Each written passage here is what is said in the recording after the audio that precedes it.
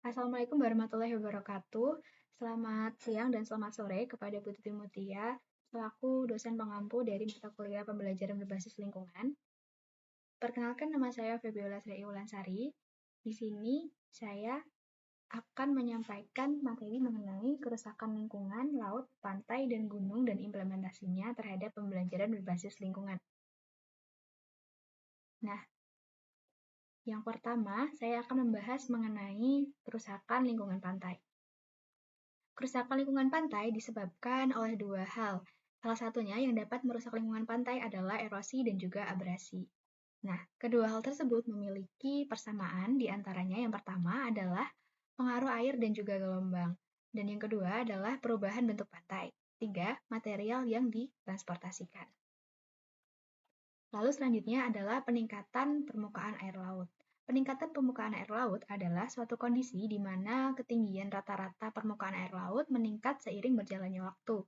Nah, faktor utama yang menyebabkannya adalah pelelehan es di kutub, ekspansi termal, perubahan level tanah, dan juga aktivitas manusia.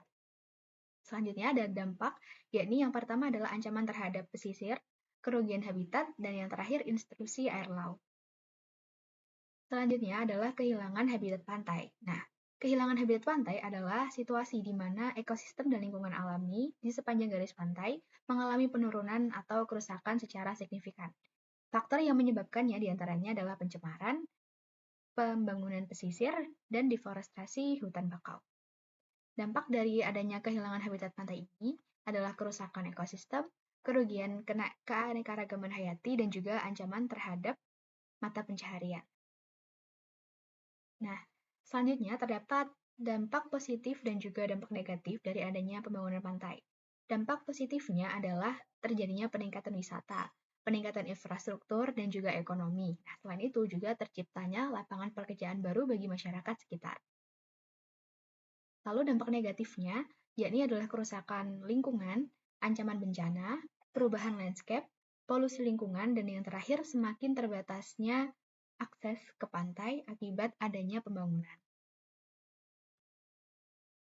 Baik, selanjutnya saya akan menjelaskan mengenai kerusakan laut.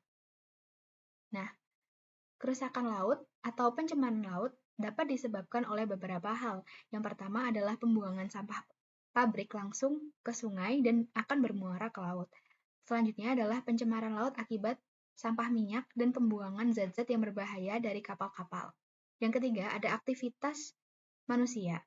Dan yang keempat ada reklamasi pantai dan penambangan pasir laut. Dan yang terakhir adalah eutrofikasi. Pencemaran air laut diantaranya, contohnya, sebab akibatnya adalah booming mikroalga, kerusakan ekosistem, dan juga menimbulkan penyakit pada manusia. Lalu, jenis-jenis pencemaran air laut ada polusi plastik, polusi minyak, polusi kimia, polusi suara, dan juga polusi udara. Nah, di sini juga terdapat overfishing. Sebab dari adanya overfishing adalah tingginya permintaan produk akan perikanan dan pertumbuhan populasi manusia, serta adanya kemajuan teknologi dalam bidang penangkapan ikan secara besar-besaran. Nah, akibat adanya overfishing ini adalah berpengaruh terhadap penurunan populasi ikan dan menyebabkan gangguan pada rantai makanan laut dan merugikan satwa lain yang menjadi ekosistem laut. Nah, solusi dari overfishing sendiri, yang pertama adalah memperkuat regulasi, membantu Dewan Penata Layanan Kelautan atau MSC, dan mengedukasi pengecar, pengurangan subsidi, dan juga membuat undang-undang yang melindungi wilayah laut. Selanjutnya, selain dari overfishing, terdapat bleaching karang. Nah, bleaching karang sendiri adalah pemutihan karang yang umumnya disebabkan oleh adanya perubahan suhu permukaan atau SPL. Nah, karang yang mengalami bleaching menandakan kondisi yang sekarat karena keluarnya alga Zooxanthellae atau Symbiodinium dari jaringan karang. Lalu, dampaknya secara ekologis dari pemutihan karang dan kematian terkait karang yang memutih cenderung mengurangi tingkat pertumbuhan, menurunkan kapasitas reproduksi, dan meningkatkan kerentanan terhadap penyakit dan meningkatkan tingkat kematian. Lalu lainnya adalah perubahan komposisi komunitas karang, dapat terjadi karena spesies ini jelas rentan terbunuh oleh peristiwa pemulihan. Lalu, terdapat upaya pencegahan pencemaran laut. Nah, upaya pencegahan pencemaran laut dapat dilakukan dengan beberapa hal. Yang pertama, dengan mengolah sampah atau limbah hasil industri dengan baik. Yang kedua, menggunakan angkutan umum untuk mengurangi pembakaran bahan-bahan fosil. Yang ketiga, dukung praktik penangkapan ikan secara berkelanjutan.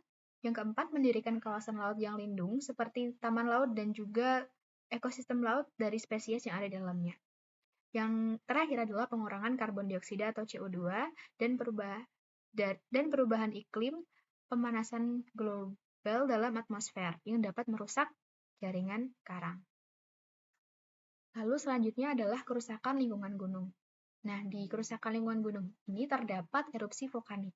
Nah, erupsi vulkanik sendiri merupakan proses pelepasan material berupa lava, gas, abu, dan juga batuan gunung api yang disebabkan oleh besarnya tekanan magma yang ada di dalam perut bumi. Nah, dampak dari erupsi ini sangat bervariasi tergantung pada skala erupsi, jenis gunung berapi, dan juga lokasi geografis dari gunung tersebut. Nah, beberapa dampak yang dapat ditimbulkan dari erupsi vulkanik sendiri, yang pertama adalah kerusakan lingkungan berupa merusak hutan dan juga sekitar gunung berapi. Yang kedua adalah pencemaran air akibat lahar yang mengandung asam vulkanik.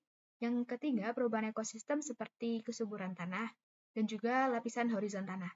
Yang keempat adalah kerusakan habitat baik flora maupun fauna, dan terakhir adalah perubahan landscape.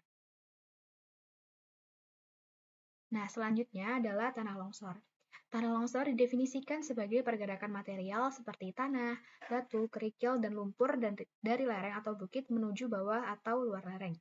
Nah, penyebab dari adanya tanah longsor ini sendiri adalah intensitas hujan, erosi, perubahan tata guna lahan, aktivitas gunung api, jenis tanah, dan juga adanya getaran.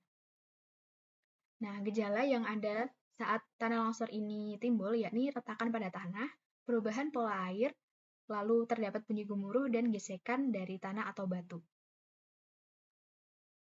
Selanjutnya, dampak yang ditimbulkan dari adanya tanah longsor sendiri, yang pertama adalah kerusakan lahan, seperti lahan pertanian dan juga lahan pemukiman. Yang kedua adalah tergantungnya keseimbangan ekosistem dapat merusak atau menghancurkan habitat alami bagi flora dan fauna lokal. Yang ketiga adalah lahan menjadi kritis yang membuatnya rentan terhadap pergerakan tanah, batu, dan juga material longsoran. Dan yang keempat adalah pencemaran sumber air serta erosi lanjutan. Selanjutnya adalah pembalakan hutan yang ada di gunung. Nah, pembalakan hutan di gunung adalah tindakan menebang pohon atau memanfaatkan produk kayu untuk keuntungan ekonomi yang dilakukan secara ilegal. Nah, tindakan pembalakan hutan ini melibatkan eksploitasi sumber daya hutan tanpa izin yang sesuai yang menyebabkan dampak serius. Nah, dampak yang dapat ditimbulkan dari adanya pembalakan hutan di gunung ini yang pertama adalah hutan gunung cepat gundul atau terjadi deforestasi. Yang kedua adalah punahnya satwa langka. Yang ketiga, terjadinya bencana. Yang keempat adalah meningkatnya emisi karbon karena pohon sebagai penyerap karbon berkurang. Nah, yang terakhir adalah wisata gunung. Wisata gunung adalah perjalanan untuk menikmati objek wisata yang ada di pegunungan. Objek wisata gunung dapat berupa pemandangan alam seperti flora, fauna, air terjun, dan juga tempat-tempat lainnya. Namun di sisi lain terdapat juga dampak negatif apabila wisatawan tidak memiliki rasa peduli terhadap lingkungan gunung. Di antaranya yang pertama adalah pariwisata dapat menyebabkan penumpukan sampah seperti botol plastik, bungkus makanan yang akan mencemari lingkungan dan juga membahayakan satwa liar. Yang kedua adalah pembangunan infrastruktur pariwisata yang dapat mengakibatkan pembukaan hutan dan habitat alami lainnya. Yang ketiga adalah menyebabkan pencemaran sumber air yang membahayakan kehidupan akuatik dan mempengaruhi kualitas air karena wisatawan akan membuang sampah ke sungai dan membuang bahan kimia pencemar. Nah, selanjutnya adalah pencegahan kerusakan di lingkungan gunung. Nah, perlu kita ketahui terkait dengan pencegahan potensi kerusakan lingkungan terhadap rencana pembangunan gunung di wilayah Gunung Abang Kintamani lebih menekankan pada penegakan hukum preventif dalam bentuk melakukan pengawasan secara aktif dengan mematuhi peraturan yang berlaku sebelum kegiatan. Dan di sini terdapat studi kasus, yakni mengenai Gunung Abang Kintamani. Nah, instrumen pencegahan Pencemaran atau kerusakan lingkungan salah satunya dapat dilakukan dengan penegakan peraturan mengenai tata ruang wilayah kabupaten dan kota yang sudah didasari pada kajian lingkungan hidup strategi atau KLHS. Nah, selanjutnya adalah implementasi dari materi tersebut terhadap pembelajaran berbasis lingkungan. Implementasi terkait materi tersebut dapat dilakukan dengan cara pengembangan kurikulum. Nah, di mana di sini itu terdapat integrasi antara materi lingkungan dan juga keterkaitan antar mata pelajaran dengan pembelajaran geografi. Nah, yang kedua adalah pembelajaran aktif, yakni adalah penelitian di lapangan di mana menyelenggarakan kunjungan lapangan ke pantai, laut, atau ke gunung untuk memberitahukan pengalaman langsung kepada siswa mengenai kondisi lingkungan dan juga dampak dari kerusakan yang terjadi. Nah, maka dari itu, siswa akan ditugaskan proyek lingkungan agar siswa tersebut terlibat dalam proyek lingkungan seperti kampanye pengelolaan sampah, rehabilitasi pantai, atau penyuluhan lingkungan di masyarakat. Lalu selanjutnya adalah pemanfaatan sumber daya digital, seperti multimedia interaktif dan juga platform pembelajaran online.